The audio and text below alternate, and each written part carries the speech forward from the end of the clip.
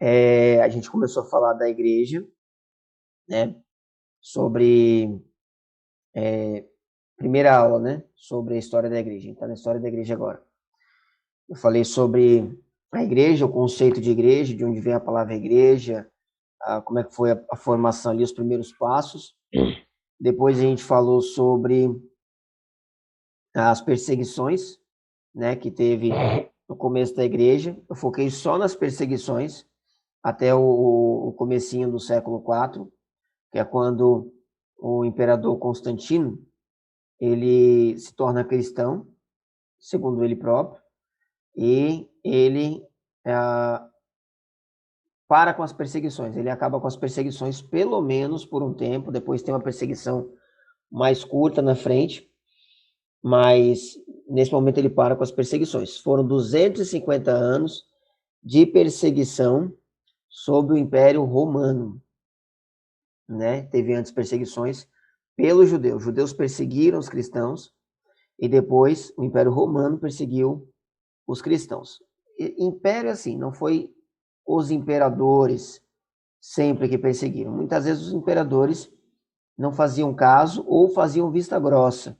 Quem perseguia, no geral, eram os próprios romanos, era o povo, né? Porque estava lá o cristão lá e tinha um vizinho que era que era pagão, que tinha a sua crença X e não aceitava aquele vizinho cristão, porque ele ficava trazendo ideias, ficava falando, por exemplo, né, falando sobre a ira vindoura de Deus, que viria, o fim do mundo, a nova era. Isso apavorava um pouco os vizinhos e também eles não prestavam cultos aos deuses, né, o que fazia com que qualquer coisa que acontecesse, por exemplo, não choveu, não está chovendo, deu uma seca, né? Então, a culpa é de quem? A culpa é desse vizinho cristão que não está fazendo sacrifício ao Deus da chuva.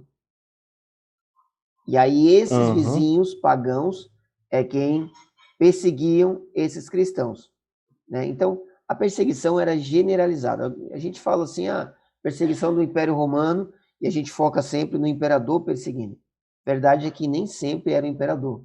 Muitas vezes eram as pessoas do império, era a civilização. Eu não sei se você estava nas aulas que a gente falou sobre história do judeu, quando eu falei sobre dos judeus, quando eu falei sobre o Holocausto. Você participou dessa Não, aula? não tô lembrando, acho que não. Depois você assiste lá a gravação, viu? Mas o Holocausto aconteceu lá pelo comando do Hitler, mas não foi o Hitler só que perseguiu os judeus. Foi toda a Europa ali naquele momento era antissemita. Toda a Europa ali perseguia os judeus já. Só houve uma perseguição forte do Hitler porque toda a Europa já era antissemita, né? Então não foi o Hitler Uhum. que matou 6 milhões de judeus. Foi a Europa inteira que participou do plano. Mesma coisa foram as perseguições no Império Romano. Não foi só os imperadores, foram as pessoas também, a civilização do Império. Então eu foquei nessa última aula, basicamente nas perseguições, né? Agora a gente vai falar um pouco sobre a outra ponta.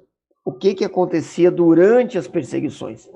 O que estava acontecendo ali dentro da igreja, no meio da igreja, enquanto aconteciam as perseguições, porque a igreja não parou em nenhum momento, né? Ela continuou produzindo material de todas as formas. Então, o tema de hoje dessa aula é os patriarcas e os heresiarcas. Os patriarcas são os chamados pais da igreja, os padres católicos, né? Os Uhum. padres da igreja católica. Padres, né? A palavra padres no latim são os pais, né? Padre é pai. E católica, a palavra católica é universal. Igreja católica, igreja universal, tá? Então, os pais da igreja universal. aqueles que sustentaram o princípio da igreja, do cristianismo. Vamos lá. Eu vou pedir só para você deixar mudo aí o seu som. Microfone? Quando você for Uhum. falar, você libera ele aí, tá? Mas daquele jeito. Pode falar a hora que você quiser, tá?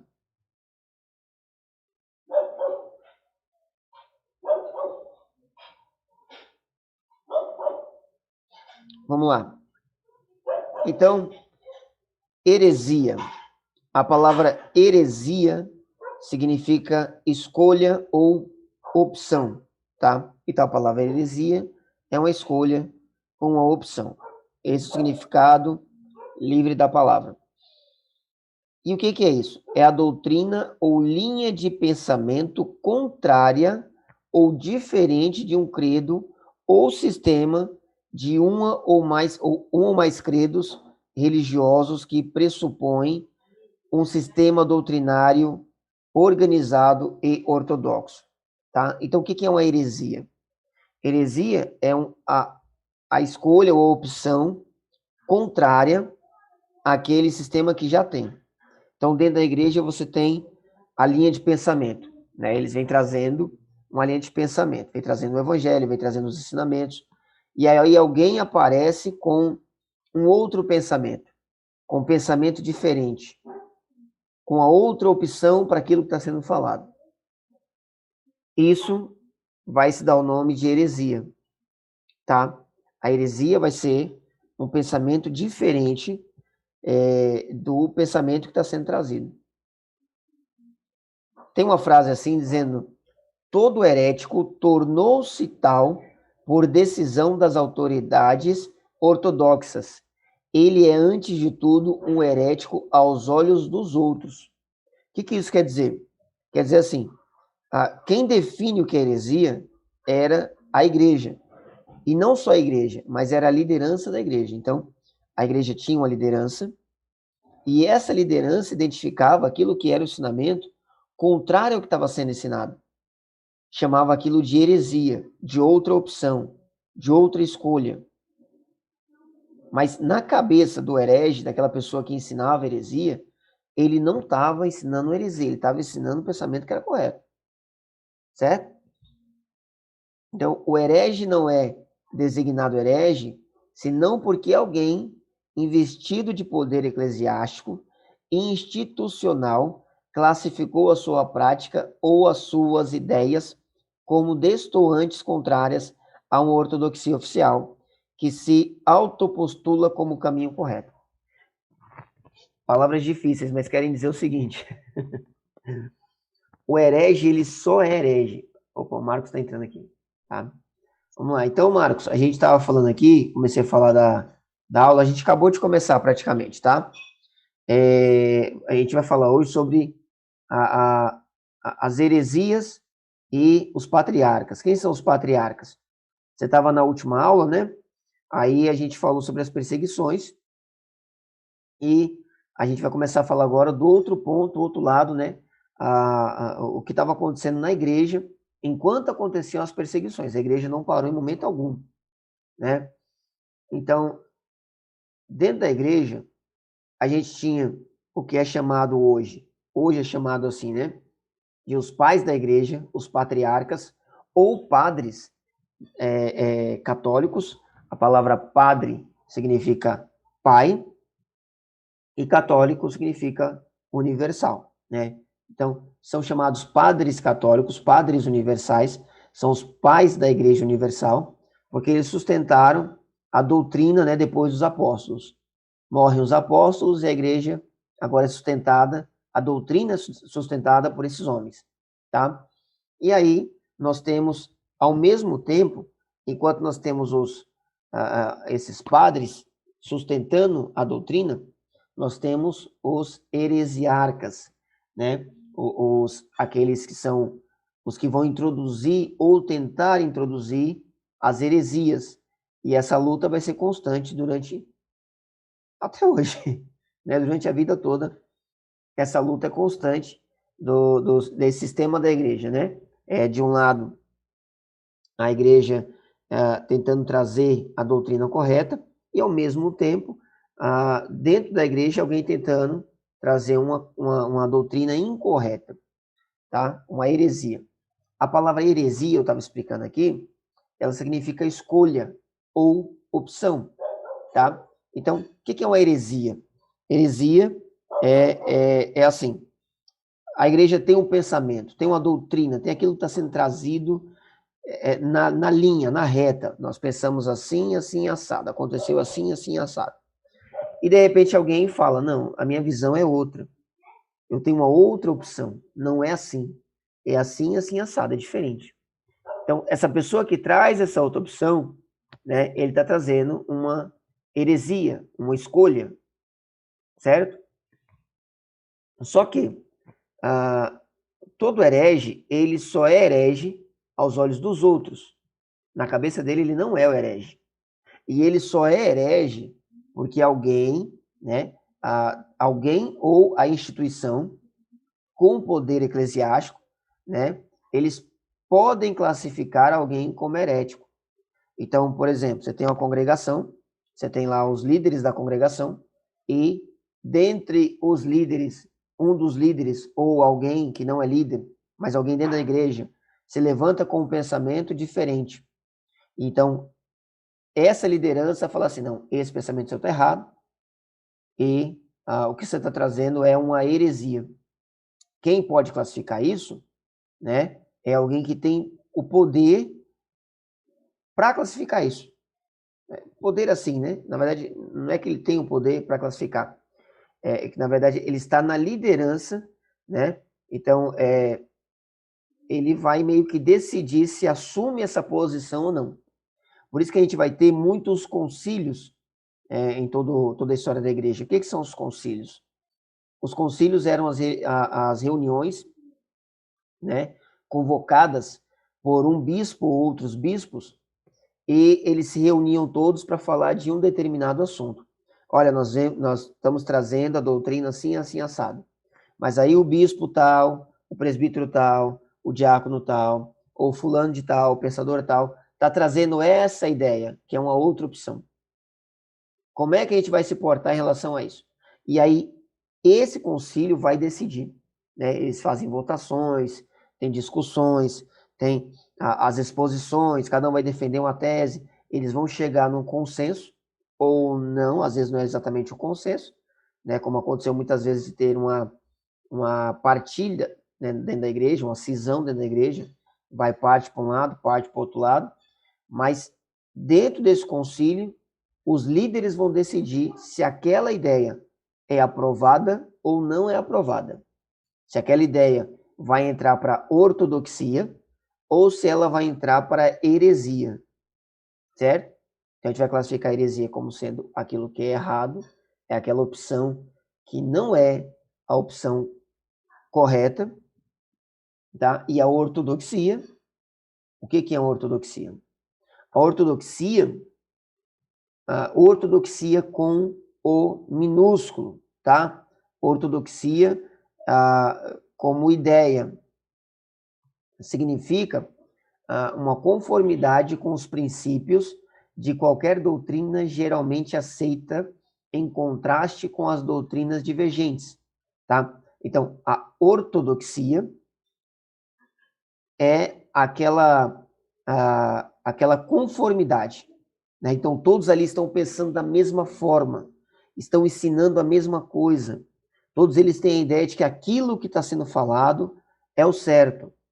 Aquilo é a ortodoxia, certo? Aquele pensamento que está alinhado com o que a instituição crê, com o que a igreja crê. Aquilo é ortodoxia. Agora, ortodoxia com O maiúsculo, aí é um nome próprio, tá? Vai designar algo em especial, tá? Ortodoxia com O maiúsculo geralmente é utilizado para designar uma igreja que carrega esse nome. Por exemplo, nós temos hoje a Igreja Ortodoxa do Oriente. As doutrinas deles são diferentes das nossas. A gente pode considerar que a doutrina deles está errada. Na nossa cabeça, a doutrina deles é heresia, A nossa doutrina é a ortodoxia. Só que eles têm um nome, Igreja Ortodoxa. A gente chama eles de ortodoxa, não porque eles têm a doutrina correta, mas esse é o nome que eles adotaram. Tá bom? É igual a gente falar Igreja Católica. Católica, né, a palavra católica significa mundial ou universal. E nós somos a Igreja Universal. A Igreja de Cristo, o corpo de Cristo, é a Igreja Universal. Então, por mais que a gente discorde que a Igreja Católica, a Igreja Católica Apostólica Romana, ela não é a Igreja Universal, é o que a gente entende. Mas eles têm um nome, eles assumiram, eles tomaram esse nome católico para eles, tá? Então a gente vai falar mais para frente, a gente vai falar da Igreja Ortodoxa do Oriente, a Igreja Ortodoxa de outro lugar, tá? Mas não vamos classificá-los como tendo a ortodoxia. Eles só carregam o nome, tá? Deu para entender até aqui? Deu para entender. Maravilha. Então, tem outra palavrinha aqui também, eu devia ter grifado ela para ficar bem exposta, né? Mas eu deixei aqui, está escrito aqui, né? Quando está falando de ortodoxia com O minúsculo. Que são consideradas falsas e rejeitadas como heterodoxia. O que é heterodoxia? Heterodoxia é uma opinião diferente. Então, qual que é a diferença entre heterodoxia e a heresia? Né? Nós temos a ortodoxia como sendo o pensamento reto, o pensamento ideal, o pensamento correto, né? A heterodoxia é um pensamento diferente, é uma opinião diferente. Só que é só uma opinião, tá? A heterodoxia é uma opinião diferente. É quando a gente está falando de um assunto e aí eu tenho um posicionamento, você tem outro posicionamento e nós temos a opinião diferenciada. É opinião, tá? A heresia é quando aquilo deixa de ser uma opinião e passa a ser afirmado como verdade. Então, por exemplo, Cláudio tem uma opinião acerca da divindade de Cristo, né? Ele anda conforme a igreja toda tem a mesma opinião do Cláudio. Ele anda com a ortodoxia, a mesma opinião de toda a congregação. Aí eu tenho outra opinião, mas eu não posso provar, eu não tento provar, eu não imponho isso, eu não prego isso, né? Eu respeito a ortodoxia da igreja, é a minha opinião, é uma heterodoxia, é só uma opinião, não passa disso, tá? Se eu começar a afirmar que isso que eu estou falando é o certo, que vocês estão falando é errado, né? Eu começar a pregar sobre isso, tentar quebrar a ortodoxia da igreja, a igreja pode me classificar como herege. Aí eu estou trazendo uma heresia, que é um caminho contrário, que é uma outra opção daquilo que a igreja está trazendo. Deu para ficar claro isso? Sim. Maravilha. Então, não vamos falar tanto sobre heterodoxia, né? O pessoal, eles não costumavam dar opinião, não. Eles afirmavam que estavam certos. Então, ortodoxia e heresia é o que a gente vai tratar mais aqui, tá? Vamos lá. Então, vamos falar aqui sobre alguns pais da igreja e, eventualmente, sobre alguns hereges da igreja e de alguns que foram as duas coisas. Teve gente que foi as duas coisas, tá? Então, o primeiro é o Inácio de Antioquia. Ele viveu aí de 35 a 107, né? Quando ele morre aí pouco depois aí ele nasce pouco depois da morte de Jesus. E ele foi bispo de Antioquia, aqui nós chamamos de Antioquia da Síria. Antioquia, aquela mesma Antioquia lá onde a igreja estava, a igreja foi fundada, né, onde os apóstolos pregaram e tudo, mas aqui a gente chama de Antioquia da Síria já, por quê? Ano 107 aqui, né? Um pouquinho para frente, tem aquela mudança, né, de Judéia para a Palestina, Síria, né? Palestina, Síria. Então, vai ficar registrado algumas vezes, a gente vai ler registrado Antioquia da Síria, mas é a mesma Antioquia lá de onde os apóstolos estavam, é a mesma Judéia, tá, gente? Davis. Então, Aqui fala que ele foi o terceiro bispo. isso. Depois de Pedro, né? Pedro foi o primeiro. É assim, a segunda seguindo essa linhagem? Sim, Né? sim. E isso Aqui fala segundo que. o Eusébio, tá? É o Eusébio Uhum, que faz essa contagem. O Eusébio de Cesareia, ele vai dizer que Pedro foi o primeiro bispo da igreja de Antioquia. E depois teve outro bispo e o Inácio foi o terceiro bispo. Tá? Isso é o Eusébio que vai dizer, uhum, tá bom? É o que tem registrado lá. Eles fazem várias contagens, algumas delas são um pouco diferenciadas, né? O Eusébio tem um, o Orígenes tem um pouco diferente, aí o Atanásio também tem um pouco diferente, mas é diferente em pouquíssimas coisas. Tem poucas diferenças, mas tem. Ah, então, ele foi bispo, né, de Antioquia do ano 68, né, o ano 100, ou 107. A data da morte dele é meio confusa. Ele foi discípulo do apóstolo João, né, e também conheceu São Paulo, conheceu Paulo, e foi sucessor do apóstolo Pedro na igreja de Antioquia, segundo o próprio Eusébio, né? O Inácio foi terceiro bispo de Antioquia da Síria, e segundo Orígenes, ele teria sido o segundo bispo da cidade, tá? Então, o Inácio fala que ele foi, o Eusébio fala que ele foi o terceiro, o Inácio fala que ele foi, oh Jesus, me ajuda.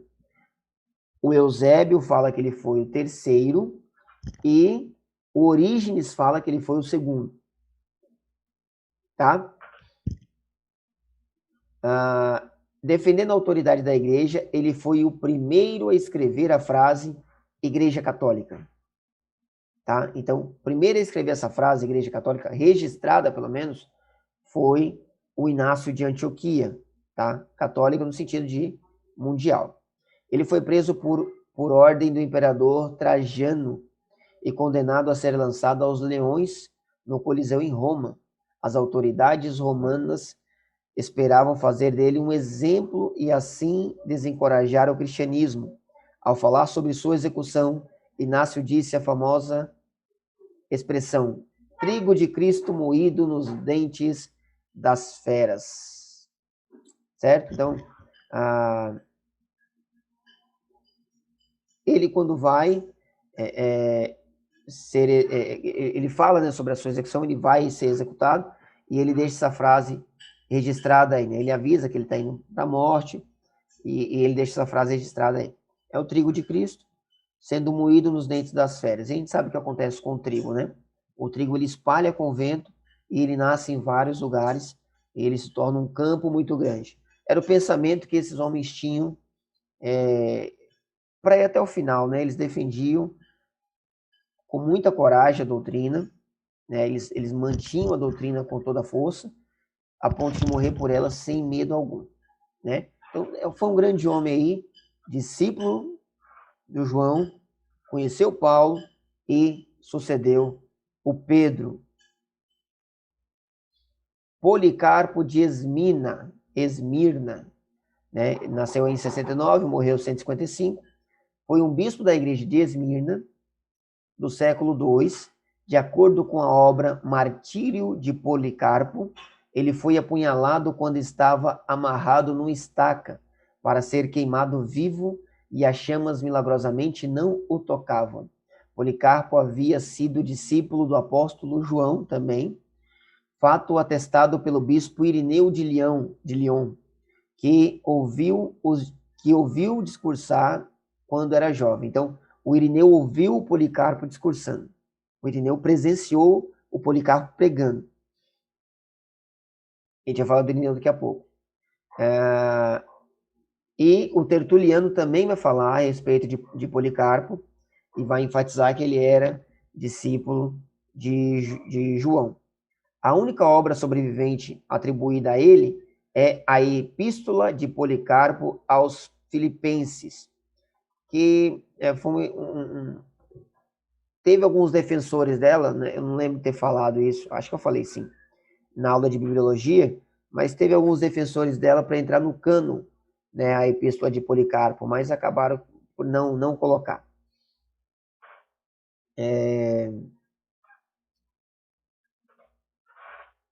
Irineu também reporta que Policarpo se convertera pelas mãos dos apóstolos e por eles foi consagrado bispo.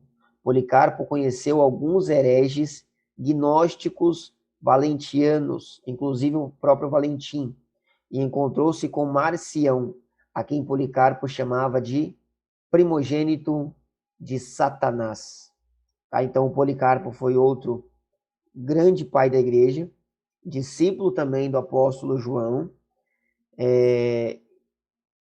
colocado como bispo pelas mãos do próprio apóstolo, e foi um grande defensor do cristianismo contra essa heresia terrível que foi o gnosticismo. O gnosticismo deu muito trabalho, inclusive acredita-se que o evangelho de João, né, João escreveu o seu evangelho justamente para combater o gnosticismo. A escrita do João, no evangelho dele, ela é uma escrita proposital para combater o gnosticismo. É a forma como ele escreve, falando de Deus, de Jesus ser Deus que se torna carne, né? Isso é para combater o gnosticismo. O Policarpo e o Inácio, eles eram meio que contemporâneos. Na verdade, o Policarpo é bem mais novo que nasceu depois que o Inácio, mas eles se conheceram também. O Martírio de Policarpo é um livro escrito, né? Relata que Policarpo, no dia de sua morte, disse: por 86 anos eu servi, o que poderia indicar que ele teria então esta idade, ou que ele teria vivido este tempo após ter se convertido. Ele prossegue dizendo: como então posso ter blasfemado contra o meu rei Salvador? Prossigais com a tua vontade. Então, quando eu falei das perseguições, né, eu falei sobre qual era a ideia dos romanos. Os romanos não se importavam com a religião que cada um tinha. Isso era problema de cada um. Para eles, religiões eram todos iguais. O importante para o império, né? Eles queriam que os cristãos eles abandonassem o cristianismo e não matar os cristãos. A ideia não era matar, era fazer com que eles deixassem o cristianismo, porque o cristianismo atrapalhava a ordem social do império. Então, não era para matar, era só para fazer eles deixarem a crença. Quando eles eram capturados e levados, eles eram castigados e eram forçados a deixar a crença. Aí, né, eles tinham a opção: deixa a crença ou morre. E aí a resposta deles era geralmente, não de todos, é lógico, né? A gente não pode se enganar pensando que as perseguições forjaram crentes mais fortes. Não foi bem assim, não. Né? As perseguições mataram crentes fortes, né? Elas deixaram vivos muitos crentes fracos, crentes aqueles que negavam, que aceitavam fazer o culto ao imperador, que aceitavam fazer o sacrifício. Esses ficavam vivos. Os crentes fortes eram os que morriam, porque eles não deixavam a fé de jeito nenhum, eles morriam com muita coragem. Então eles colocam o Policarpo lá e falam para ele: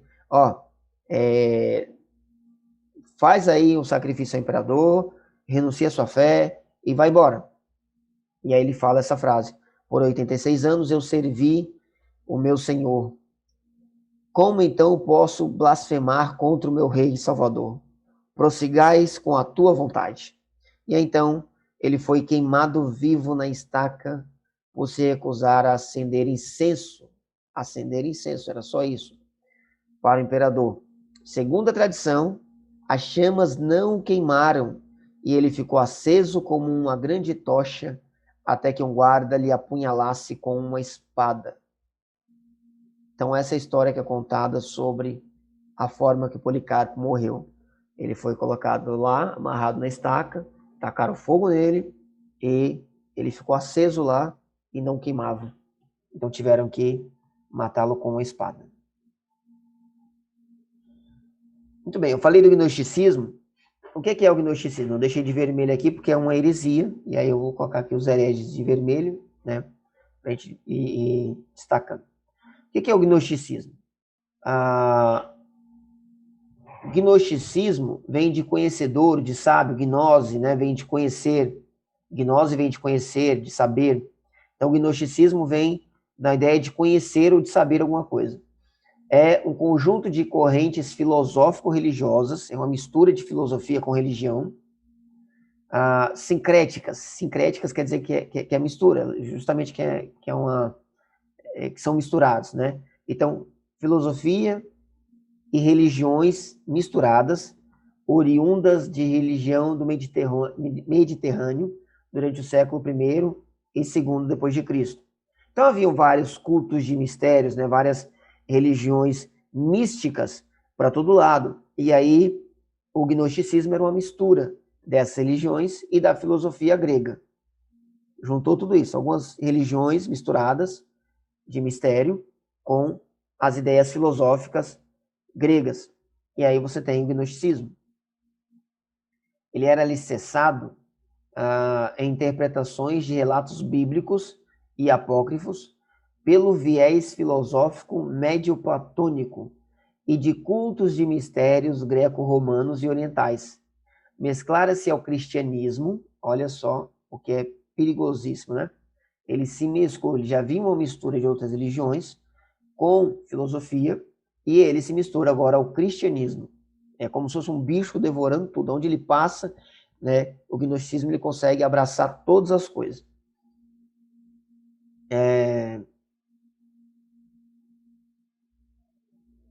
E fora condenado como heresia após um período de prestígio entre os intelectuais cristãos. Com base em interpretações heterodoxas, aquela mistura, né, aquelas opiniões, e alternativas do Pentateuco e de outros relatos da escritura hebraica e cristã, os gnósticos afirmavam que o universo material, o cosmo, né? O universo material é o cosmo, isso que nós conhecemos, estrelas, sol, os planetas, foi criado por uma emanação imperfeita do Deus Supremo, chamada Demiurgo, literalmente artesão, para aprender a centelha divina, o espírito, no corpo humano. Esta centelha divina poderia então ser liberta através da gnose, do conhecimento, que seria o conhecimento intuitivo sobre o espírito e a natureza da realidade. Então, deixa eu explicar com mais facilidade.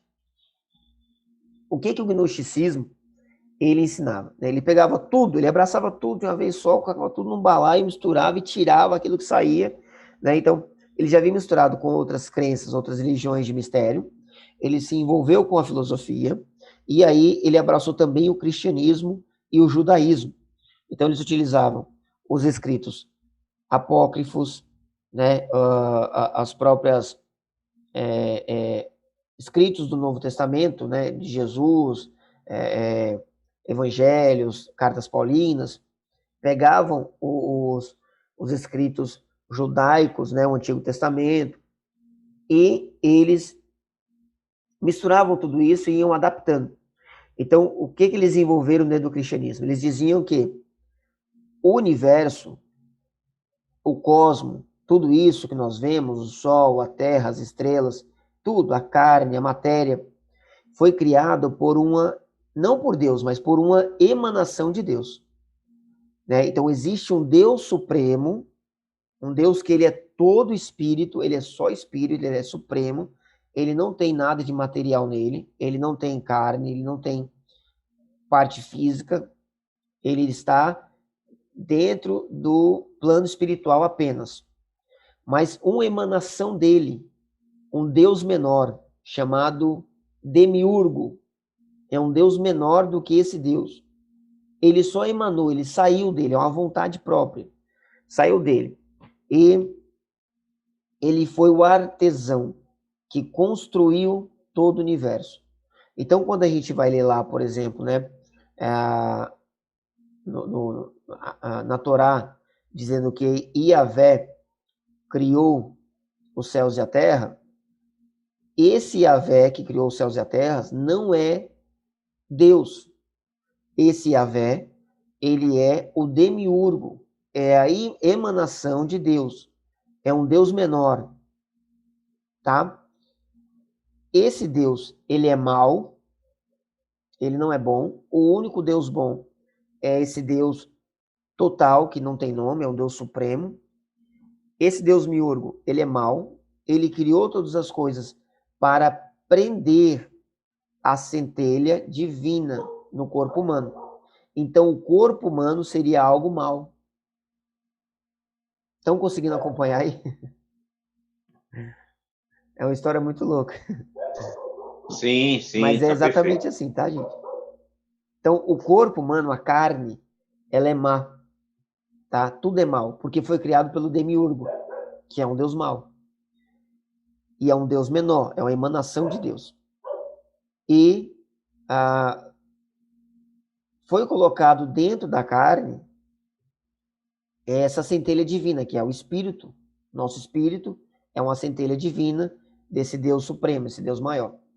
E aí, a única forma de você libertar essa centelha divina, a única forma de você alcançar uma salvação, por assim dizer, é com o conhecimento, com a gnose, tá? Então, gnosticismo vem dessa ideia de conhecimento, beleza?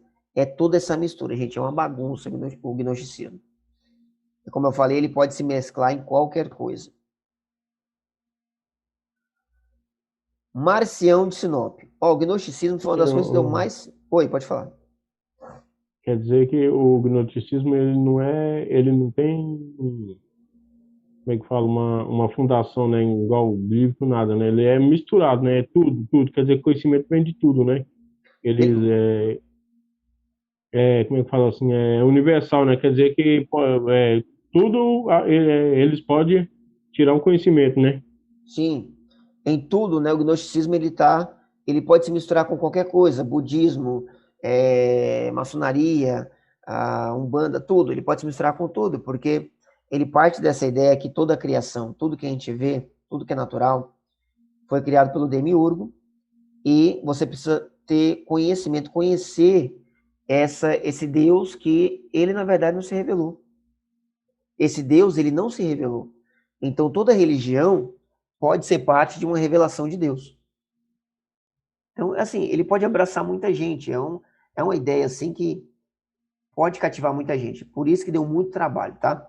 O gnosticismo deu muito trabalho para os patriarcas da igreja. É porque para quem ainda não conhece a palavra, né, é mais fácil se aderir a uma religião assim, que é, que é livre, de que seguir a Bíblia, né? Para quem não conhece, né? Nossa, muito mais fácil. Né? Imagine só se você tivesse essa desculpa. Não, eu faço mal porque a carne é má, né? Então fazer o mal é algo normal. E eu não vou ser, não tem esse negócio de salvação, não tem esse negócio de pecado, porque na verdade eu só vou alcançar a emanação divina pelo conhecimento e não por sacrifício. Né? Não existe essa ideia de se afastar do mal, porque o mal está em tudo. Né? Você precisa ter conhecimento para chegar até Deus. Uhum. É um negócio, de certa forma, bastante atraente até. E é lógico, assim, né? O gnosticismo ele teve várias vertentes. Eu falei que o Inácio ele teve problema com o valentianismo, né? Um homem chamado Valentim, ele fundou o valentianismo, que era o gnosticismo na visão do Valentim. E agora eu vou falar do Marcião. Quem enfrentou o marcionismo muito foi o Policarpo. O marcionismo deu mais trabalho que o valentinismo. Por isso que eu vou falar só do marcionismo. Né? O Marcião deu mais trabalho do que o Valentim. Mas são várias vertentes do gnosticismo. Da mesma praga teve várias vertentes. Né? Então, o Marcião nasceu ali em 85, morreu em 160. Marcião de Sinope, ou Marcion, ou alguns falam até Márcio, mas Marcião ou Marcion é melhor. Então, o Marcião, ele foi um dos mais proeminentes heresiarcas durante o cristianismo primitivo. Né? A sua teologia, chamada de marcionismo, propunha dois deuses distintos, um no Antigo Testamento e outro no Novo Testamento. Foi denunciada pelos pais da igreja e ele foi excomungado. Ele era de dentro da igreja, tá? O Márcio estava dentro da igreja. O estudo das escrituras judaicas, juntamente com outros escritos que circulavam na época da igreja, levaram Marcião a concluir que muitos dos ensinamentos de Jesus Cristo eram incompatíveis com as ações de Deus no Antigo Testamento. A resposta dele para este paradoxo foi o desenvolvimento de um sistema dualista por volta do ano 144 d.C. Esta noção dual de Deus permitiu que Marcião reconciliasse as supostas contradições entre a teologia da antiga aliança e a mensagem das boas novas. Então, na cabeça do Márcio, o que ele estava ensinando era assim: você lê o Antigo Testamento, era um Deus que matava, era um Deus que condenava, era um Deus que falava que tinha que era ciumento, né? Que se arrependia. Enfim, tem várias formas de Deus falar ali que parecem más. Mas Jesus não. Jesus tem uma postura, um jeito de falar mais doce, mais amoroso, mais atraente. Jesus é quem veio trazer a verdade de Deus. Só que assim, né? Deixa eu ver se eu escrevi aqui. Sim, deixa eu ler o que está aqui. Então o Marcião, ele afirmava o seguinte: o Jesus Cristo, ele era o Salvador enviado por Deus. Peraí, uma água.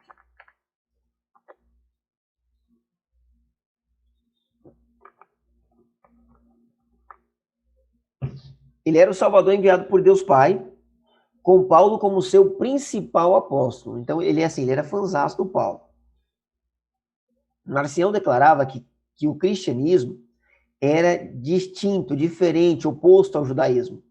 Marcião acreditava e argumentava que a Bíblia deveria ser lida de maneira absolutamente literal, ao pé da letra, provando assim que Yahvé não era o mesmo Deus a quem Jesus se referia. Um exemplo, lá no Gênesis, quando Yahvé está andando no Jardim do Éden, perguntando onde estava Adão, vocês conhecem essa parte, né? O Marcião interpretava isso como se Yahvé estivesse literalmente andando mesmo, através do jardim, de alguma forma de corpo físico, e que literalmente ele não sabia onde estava Adão. Então ele argumentava que isso provaria que Yahvé poderia habitar em um corpo físico e que também era capaz de ser ignorante, algo completamente diferente do Pai a quem Jesus se referia. O Deus do Antigo Testamento, o demiurgo, Yahvé na cabeça dele era esse demiurgo, esse Deus mau que criou todas as coisas, a divindade criadora do mundo material, seria então uma divindade tribal, invejosa dos judeus, cuja lei representaria a justiça recíproca, legalista e que pune a humanidade por seus pecados com sofrimento e morte. Já o Deus a quem Jesus se refere seria um ser completamente diferente, um Deus universal, de compaixão e amor, e que olha para a humanidade com compaixão e piedade. Tá bom? Então, na cabeça dele, é o que ele ensinava para o povo. O Deus do Antigo Testamento, esse Yahvé, ele não era perfeito.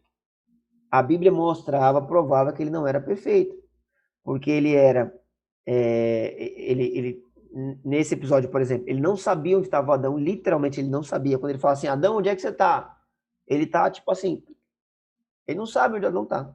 Essa é a interpretação que ele faz. E ele era legalista, ele colocava leis, ele causava sofrimento, morte, né? Era um Deus mau, era diferente do Deus a quem Jesus falava. Jesus falava de um Deus que era melhor, que era mais amoroso. Então, esse é o ensinamento dele.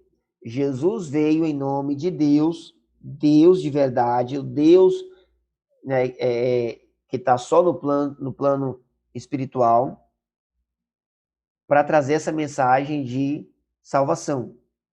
Só que esse Deus não é o Yahvé do Antigo Testamento. Esse Yahvé do Antigo Testamento não é o pai de Jesus.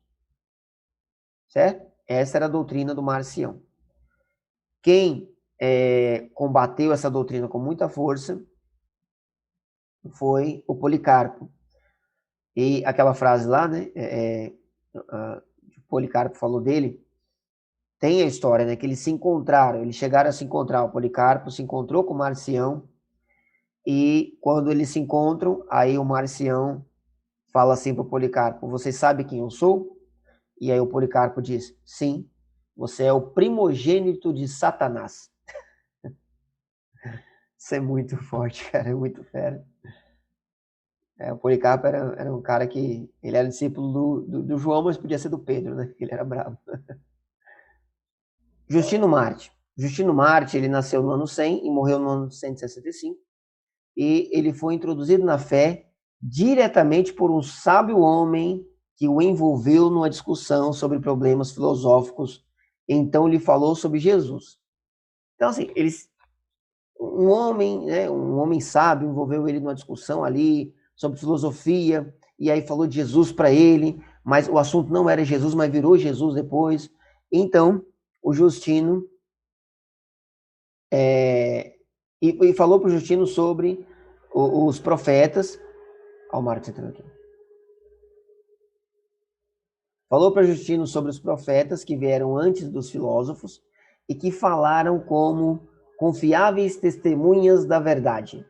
Eles profetizaram a vinda de Cristo e suas profecias se cumpriram em Jesus.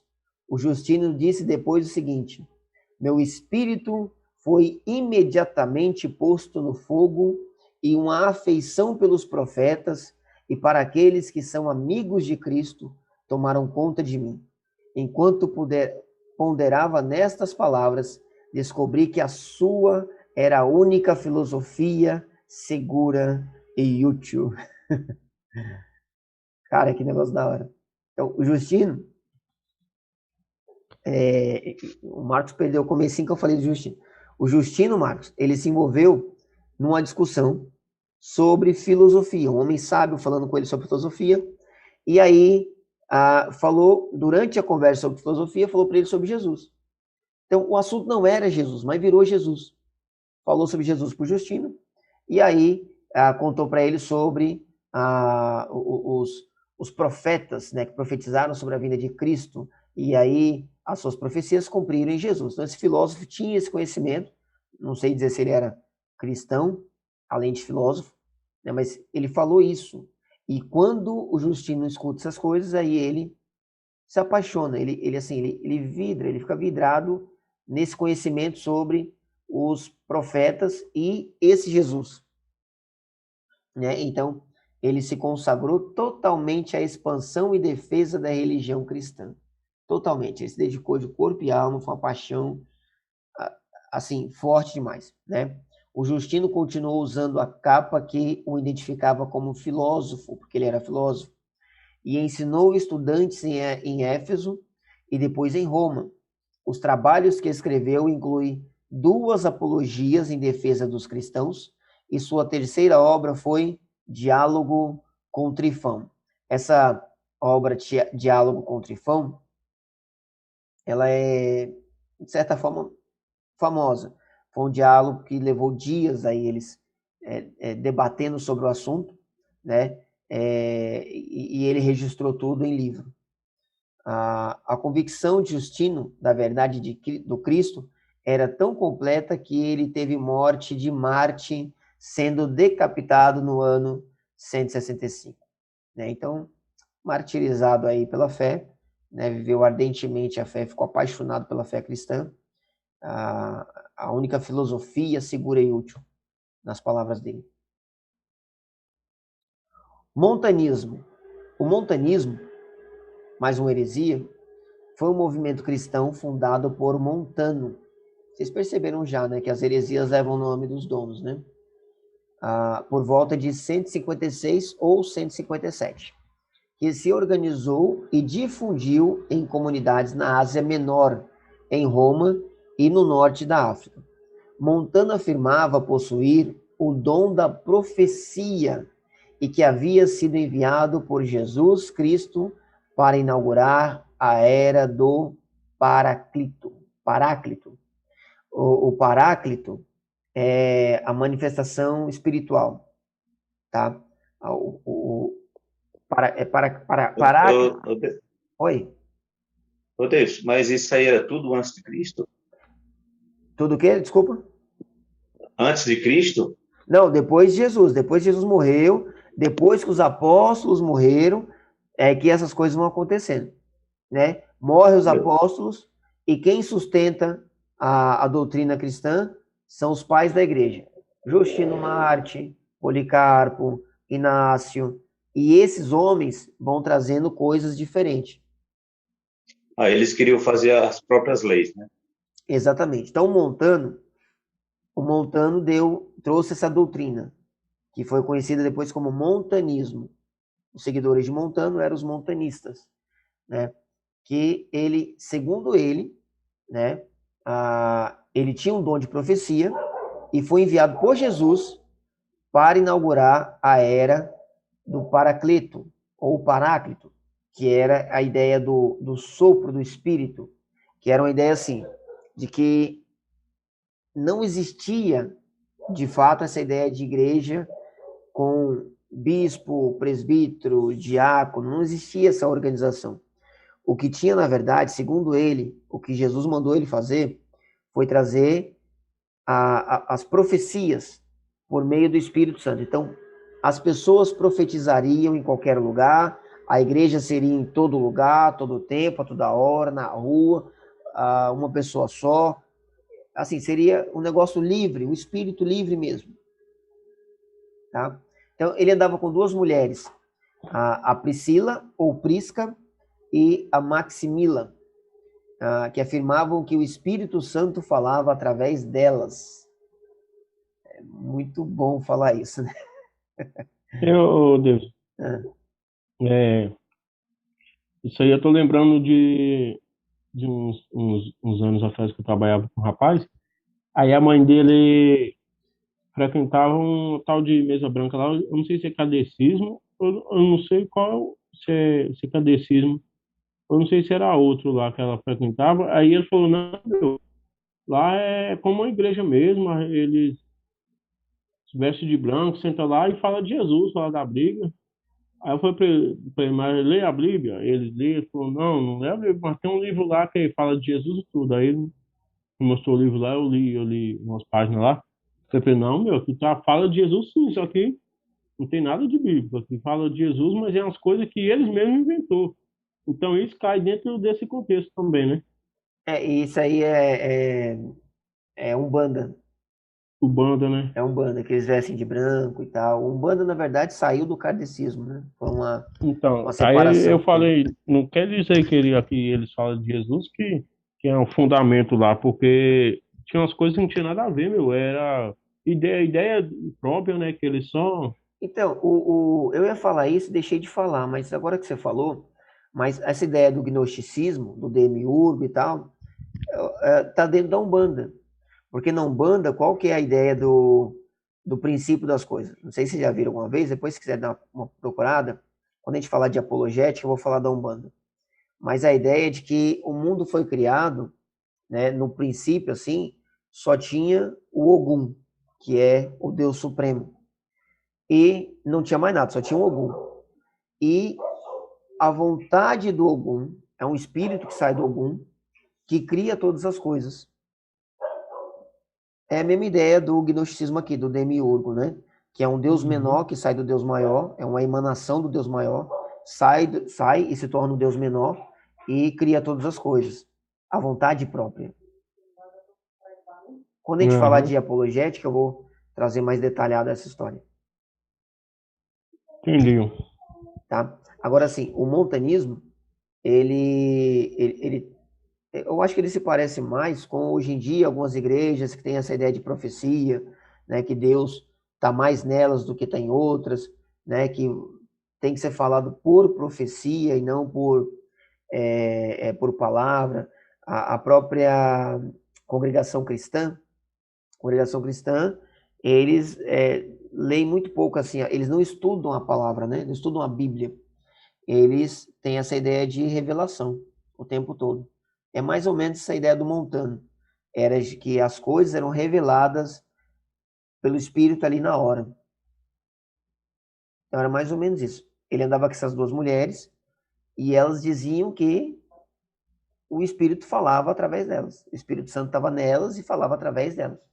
O que é uma coisa muito vantajosa de você falar, né? Se você fala assim, não, o Espírito fala através de mim, qualquer coisa que você falar é o Espírito. E muito duvidoso, né? Muito duvidoso. Porque, assim, se é a igreja e ela é fundamento do evangelho, né? Ela tem que seguir a Bíblia, né? É obrigatório, né? Seria o certo, né? Seria o certo. Mas lembrando que é o seguinte, aqui nesse tempo ainda, né, como a gente falou lá sobre bibliologia, nesse tempo ainda, a Bíblia estava em formação. Né? O Novo Testamento estava em formação. Tinha, sim, cartas de Paulo já, tinha os evangelhos, mas não tinha ainda definido isso, né? Não oficial, não estava definido como oficial ainda essas coisas como evangelho, como Novo Testamento. Isso vai ser oficializado mais para frente. Agora o que tinha era uma aceitação. Todas as igrejas aceitavam, né, os escritos como sendo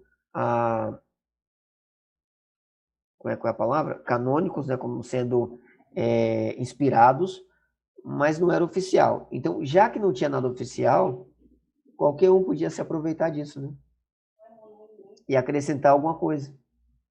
Inclusive, foi isso que o Márcio fez. O Márcio fez o primeiro cano. O primeiro cano da igreja, quem fez foi o Márcio. O Márcio montou o cânon dele. Ele separou o Evangelho de Lucas e 10 cartas de Paulo e fez o próprio Evangelho. Tirou algumas coisas que ele não gostava. Ele tirou o que ele não gostava ali e pronto. O Evangelho dele. Foi a questão do Márcio ter feito esse primeiro cânon que deu a ideia de que a igreja precisava de um cânon fixo também. Então, assim, heresia e ortodoxia sempre andaram juntos, né? Só existe ortodoxia porque existe uma heresia. Precisa manter a defesa da ortodoxia, pensamento correto, porque alguém está trazendo um pensamento incorreto. É assim o tempo todo. Certo? Então, durante os seus êxtases, essas mulheres tinham, né? Elas anunciavam o fim iminente do mundo, conclamando os cristãos a reunirem-se na cidade de Pepusa, na Frígia, onde surgiria a Jerusalém celeste, uma vez que uma nova era cristã se iniciava com esta nova revelação divina. Os montanistas viviam separados da igreja ortodoxa, denominando-se como pneumáticos, inspirados pelo sopro do Espírito, em oposição aos demais cristãos considerados psíquicos ou racionalistas. Então, eles chamavam os outros cristãos de racionalistas, né, psíquicos, e eles eram os pneumáticos, aqueles que eram inspirados pelo Espírito. E se você for perguntar para alguém, né, se ela prefere ser inspirado pelo Espírito ou ser só racionalista, ela vai dizer que prefere ser inspirada pelo Espírito. Então, eles ganharam muita gente com essa ideia, né? O montanismo ganhou muita gente com essa ideia de que era melhor ser inspirado pelo Espírito. Deus. Oi? Mas esse espírito deles aí é o Espírito Santo. Eles diziam que era, né?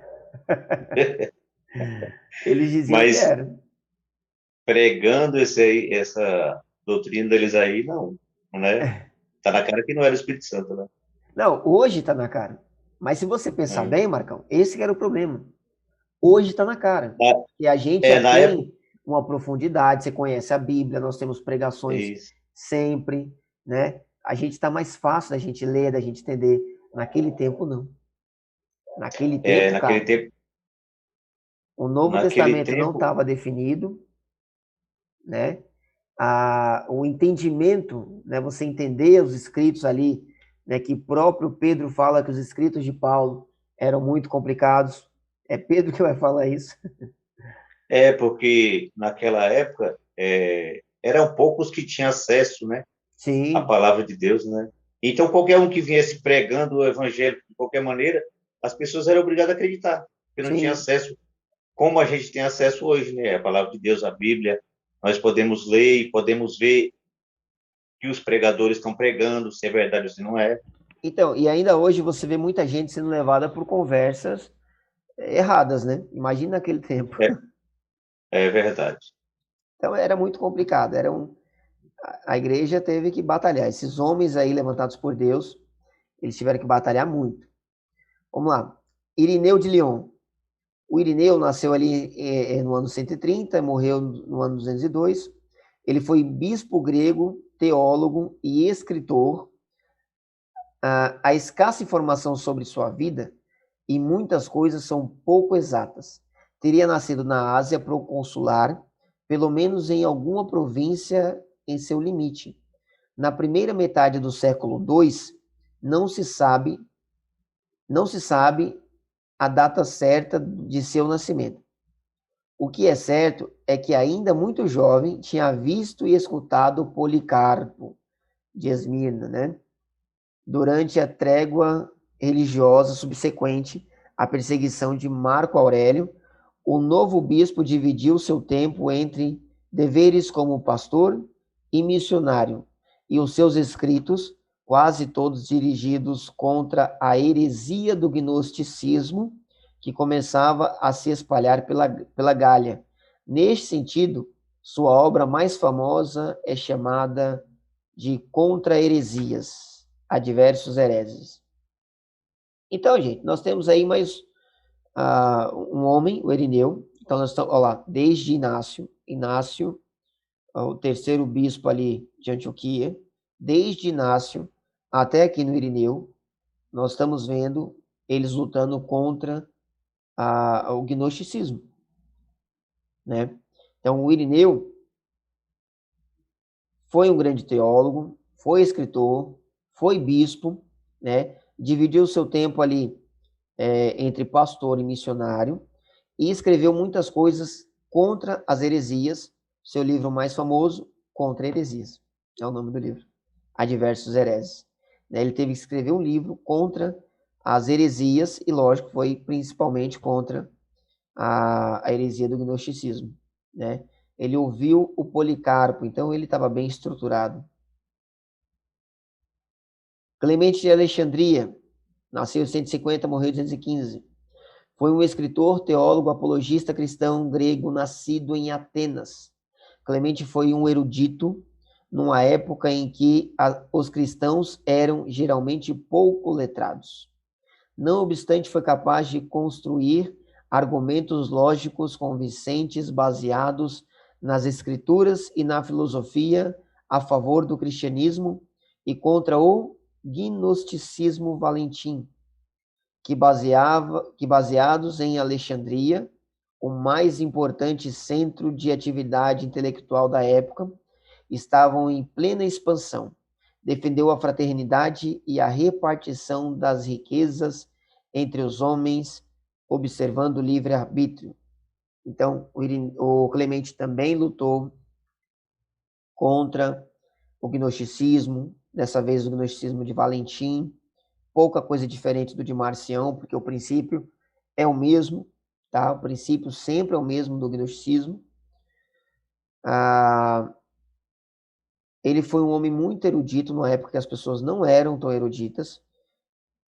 Deus levanta os homens certos, né? Porque tinha que ser muito, muito erudito mesmo, para conseguir combater algumas heresias como essas, né? Porque o gnosticismo, como eu falei, ele se fundia com a filosofia.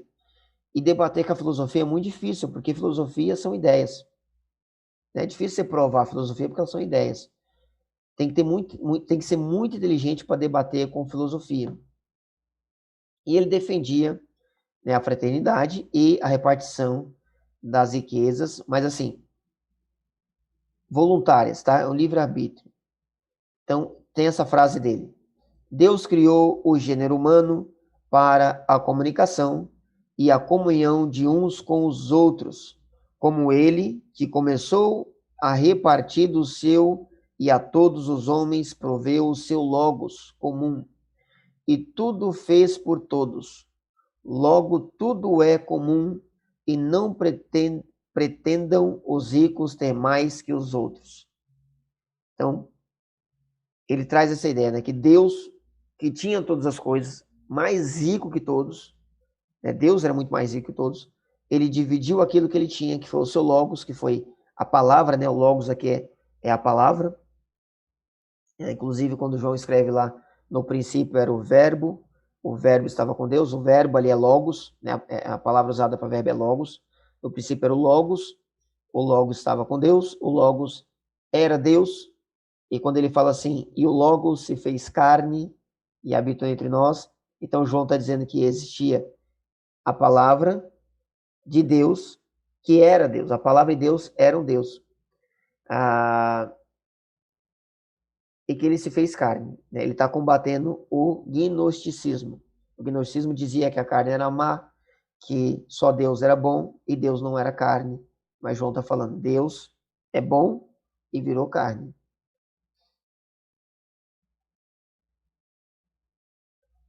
Datam também da época helenísticas dos gregos, né? As primeiras aproximações do budismo com o mundo ocidental. Mercadores indianos que viviam em Alexandria propagaram sua fé budista pela região.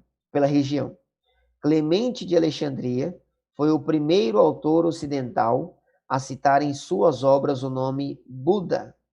Durante a perseguição aos cristãos em 201 ou 202, pelo imperador romano VII Severo, Clemente transferiu seu cargo na escola catequética ao discípulo Orígenes e refugiou-se na Palestina, junto a um antigo aluno, Alexandre, bispo de Jerusalém. Lá permaneceu até sua morte. Então, o Clemente não foi martirizado, ele ficou lá escondido até morrer, né?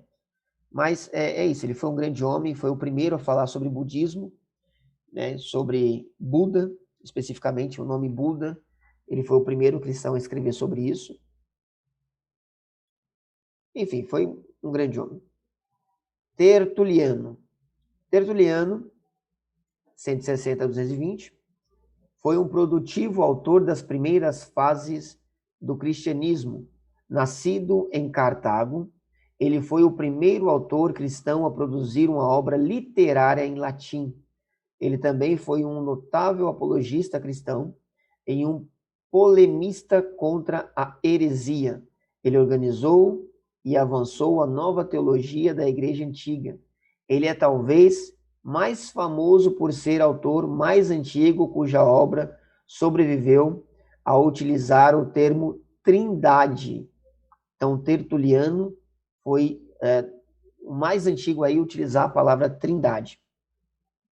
E por nos dar a mais antiga exposição formal ainda existente sobre a teologia trinitária.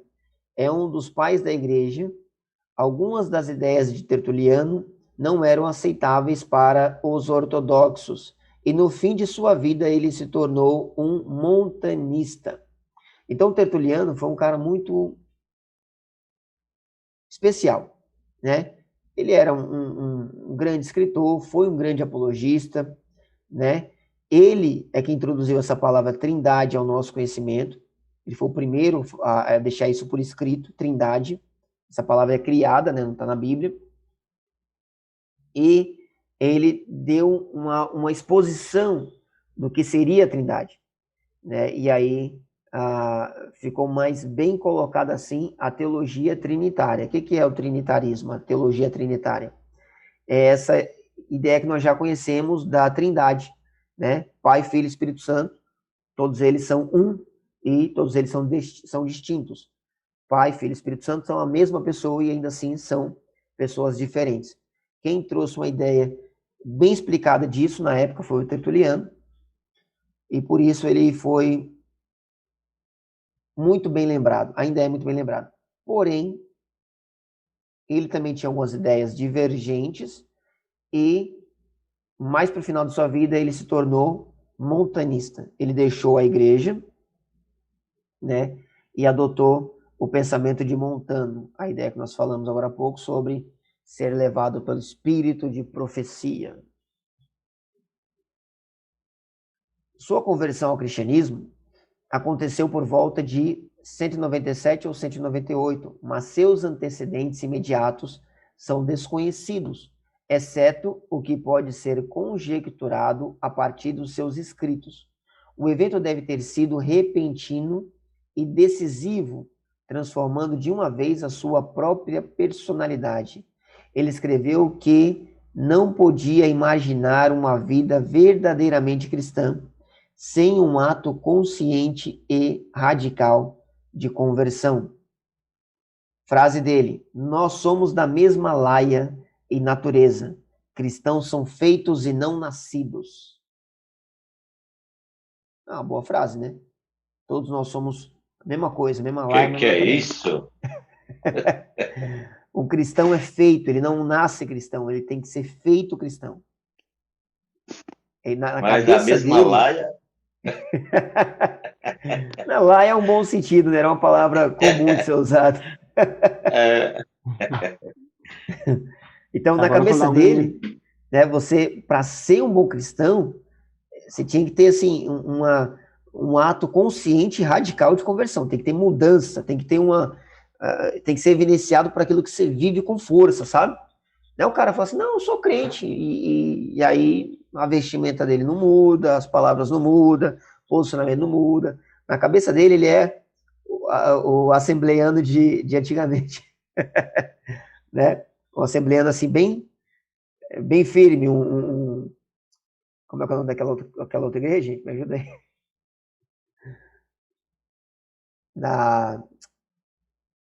Deus é amor, né? Deus é amor. Não, tem que mudar radical.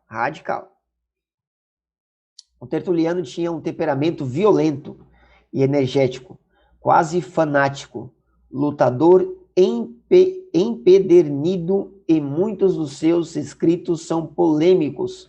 Este temperamento, impressionado com o exemplo dos mártires, que o levou à conversão. Então ele achava fantástico as pessoas morrerem pela fé. Isso foi algo que deu exemplo para eles se converter, porque a paixão da conversão para quem ia morrer era algo que dava gosto. Para Tertuliano, a questão das relações entre a fé e a filosofia nem sequer se colocavam, pois entre ambas nada existia de comum. Então, fé e filosofia para ele não se misturam.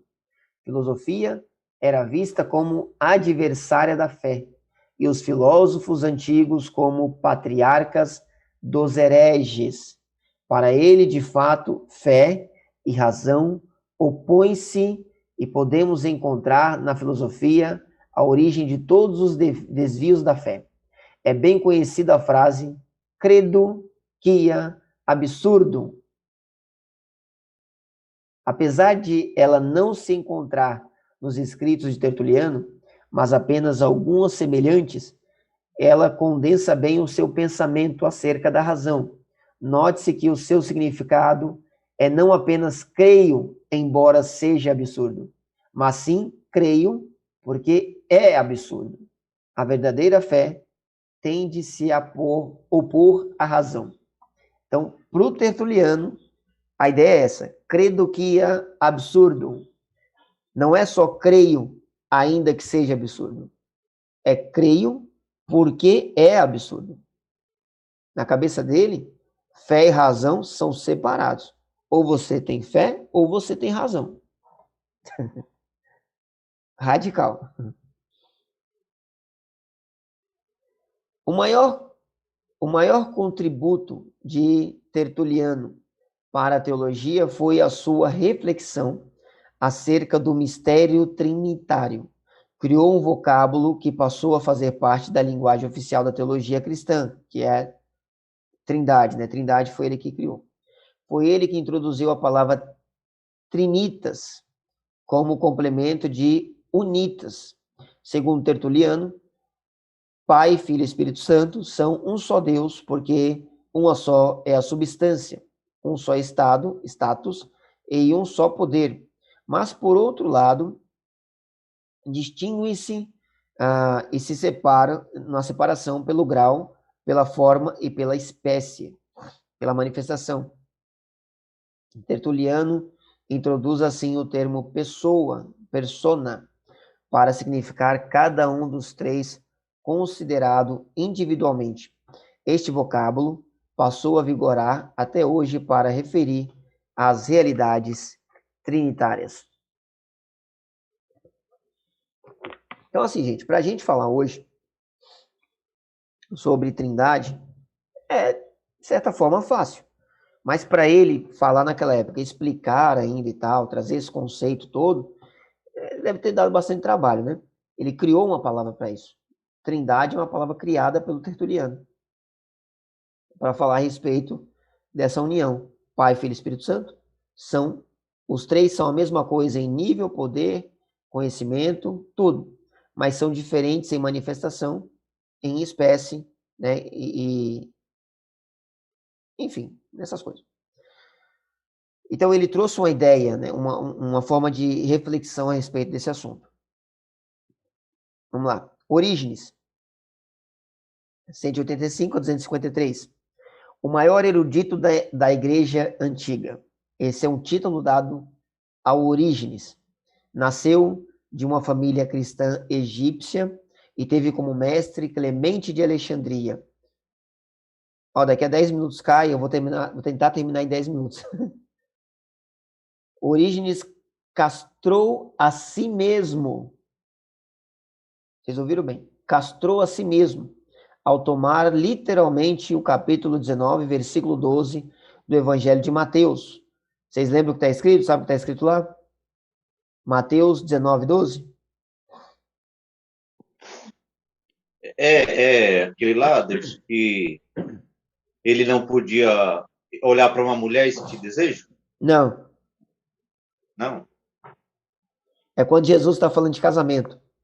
Aí os discípulos falam assim, mas se é tudo isso, o casamento, não convém estar casado. Aí Jesus fala assim, esse mistério é só para quem pode. Tá. E aí ele vai dizer assim, né, no versículo 12, ele vai dizer assim, porque existem aqueles que nasceram eunucos, aqueles que foram feitos eunucos pelos outros, e aqueles que fizeram de si eunucos para a obra de Deus. Aí o Orígenes toma isso ao pé da letra e corta o negócio, né? Ele se faz eunuco, ele se castra para viver apenas para a obra. No decurso de uma viagem à Grécia, no ano de 230, foi ordenado sacerdote na Palestina pelos bispos Alexandre de Jerusalém e Teóxtito de Cesareia. Em 231, então olha só, ele foi feito sacerdote, ele não era bispo, tá? Era só sacerdote. Em 231, Orígenes foi forçado a abandonar Alexandria devido à revolta que o bispo Demétrio lhe devotava pelo fato dele ter se castrado e convocou um concílio em Alexandria com essa finalidade. Então, por causa da castração dele, esse bispo Demétrio achava um absurdo, achava que ele foi literal demais, foi radical, e não aceitava ele como um sacerdote, convocou um concílio só para isso. E também contribuiu para isso Orígenes ter levado ao extremo a apropriação da filosofia platônica, tendo sido considerado herético, né? Então ele utilizou muito da filosofia e aí eles aproveitaram tudo isso e consideraram ele um herege e expulsaram ele.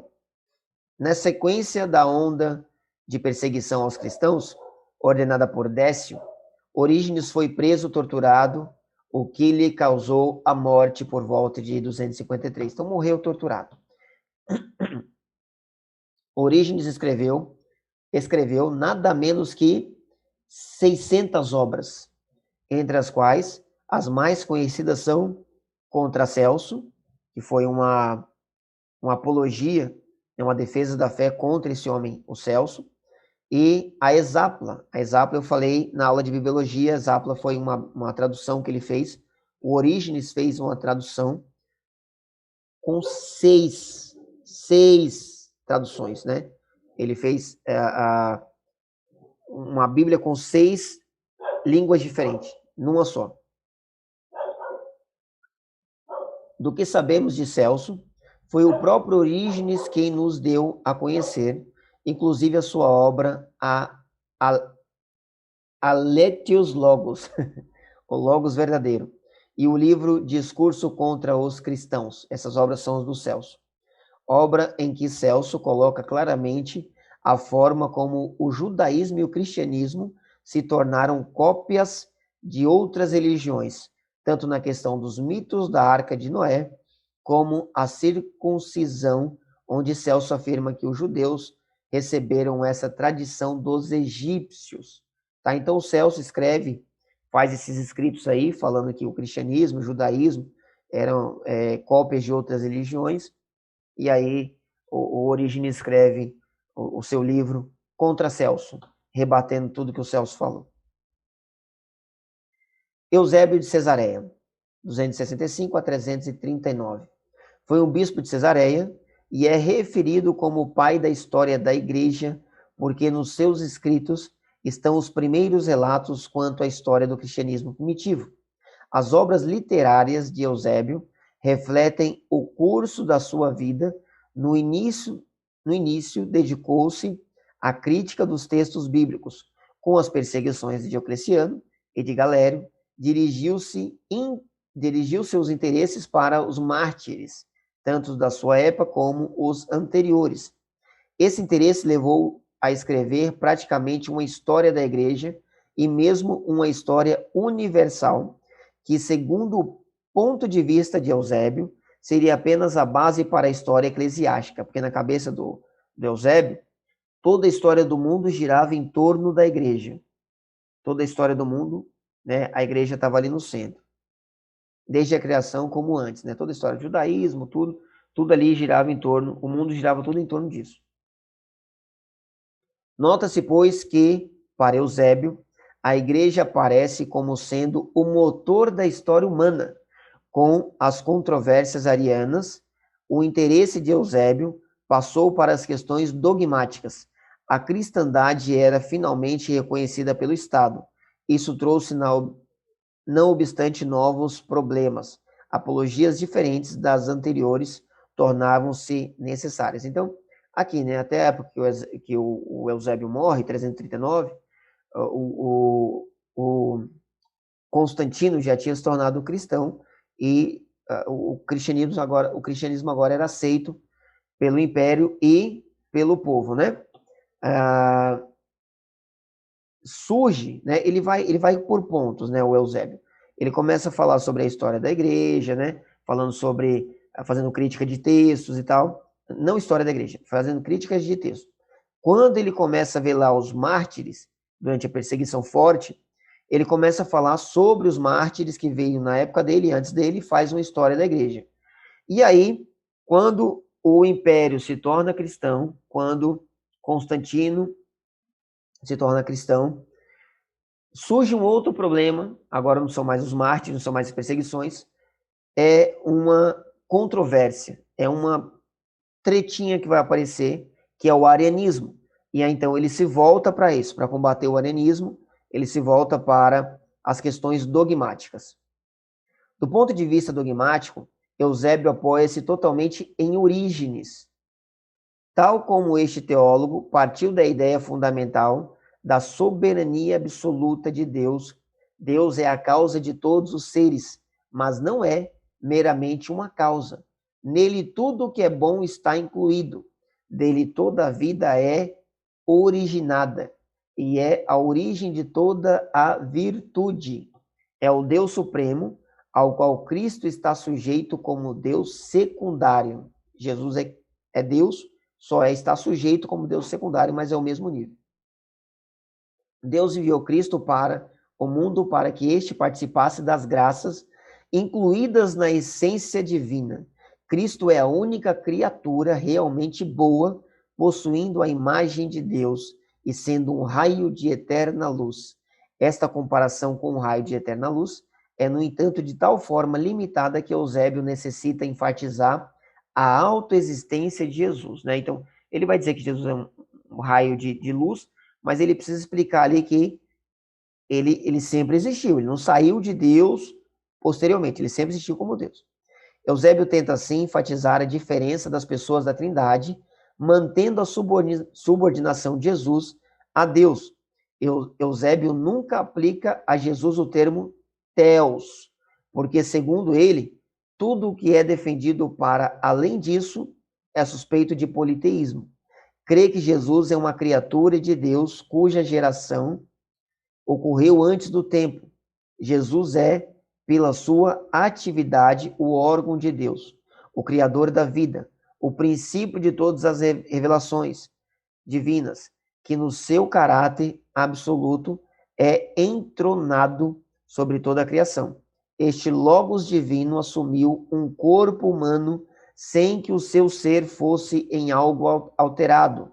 A relação do Espírito Santo com a Santíssima Trindade é explicada por Eusébio em termos similares, parecidos, né? A relação entre pai e filho. Nada do que é apresentado nessa doutrina é original de Eusébio. Toda a teologia do Eusébio é baseada em Tertuliano. Ele copia tudo do Tertuliano. Tá? Ele não tem uma teologia própria. Tudo que ele apresenta vem do Tertuliano. Ele só explana, ele só abre mais as ideias, mas é tudo do Tertuliano.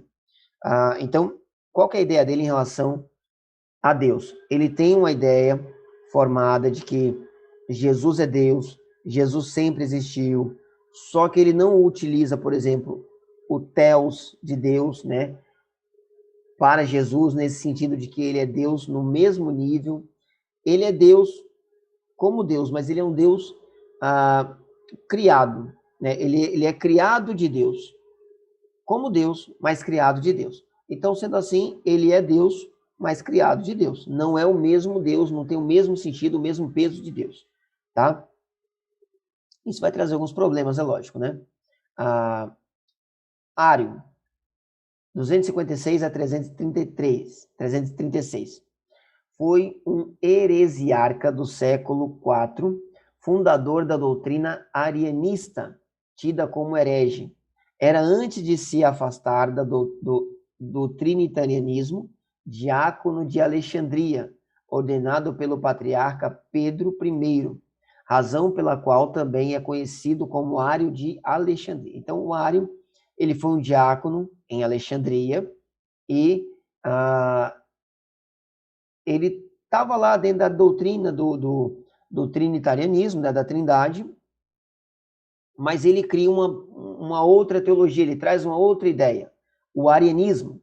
O arianismo foi uma visão cristológica antitrinitária, sustentada pelos seguidores de Ário, presbítero cristão de Alexandria, nos primeiros tempos da igreja primitiva, que negava a existência da consubstancialidade.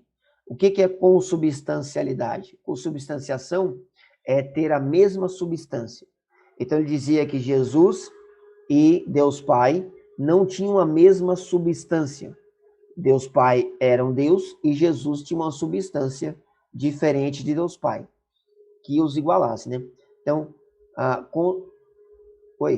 concebendo Cristo como um ser pré-existente e criado embora a primeira e mais excelsa de todas as criaturas que encarnaram em Jesus de Nazaré. Jesus, então, seria subordinado a Deus Pai, sendo ele, Jesus, não o próprio Deus em si e por si mesmo. Segundo Ário, só existe um Deus e Jesus é seu filho e não o próprio Deus. Muito parecido com a teologia de Eusébio, né? Só que Eusébio sim afirmava que Jesus era Deus, não o mesmo Deus, não com o mesmo poder de Deus, mas era Deus criado pelo próprio Deus, da mesma maneira que Deus. Ário defendia que não. Ário defendia que Jesus não tinha a mesma substância de Deus Pai, que ele era um Deus, era uma criatura de Deus, criado menor. Isso foi condenado como heresia no primeiro concílio de Nicéia, em 325, devido ao antitrinitarianismo da doutrina, tá? Então, chegamos em 325, quando nós temos o concílio, o primeiro concílio com o Império cristianizado.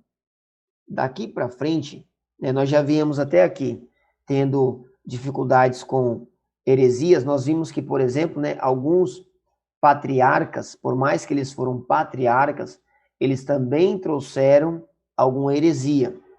Né? O Orígenes defendeu algumas coisas que eram tidas como heresias, o Eusébio, o Justino. Então, eles trouxeram algumas coisas que eram defendidas, que também eram heresias. Porque na cabeça daquele que está trazendo heresia, ele não está trazendo uma heresia, ele está trazendo o que é certo. Então, eles defendiam com força aquilo que eles acreditavam. Infelizmente, eles acreditavam em algumas coisas que não eram certas, né? Mas eles defendiam com força. E eles precisaram ser expulsos da igreja. Foram taxados como hereges e foram expulsos da igreja, porque senão eles trariam aquela doutrina toda para todo o povo, né? Então, daqui para frente, a gente vê isso muito mais. A gente vê agora, tem menos preocupação com perseguições, né? Porque tudo isso estava acontecendo num período de perseguições. Ainda assim, a igreja estava produzindo teologia e heresia. Agora que nem tem mais perseguições, agora é o momento para produzir mais teologia e, consequentemente, mais heresia. São coisas que vão estar lado a lado. Só existe uma ortodoxia porque existe uma heresia. Só existe uma heresia porque existe uma ortodoxia. Isso vai andar lado a lado até os dias atuais, né? Até hoje. Isso vai acontecer. Certo? Então, por hoje é só. Acabou a aula aqui, tá? E na semana que vem, aí a gente continua daí para frente, concílio de Nicéia, e vamos adiantar aí alguns passos para frente aí, tá bom?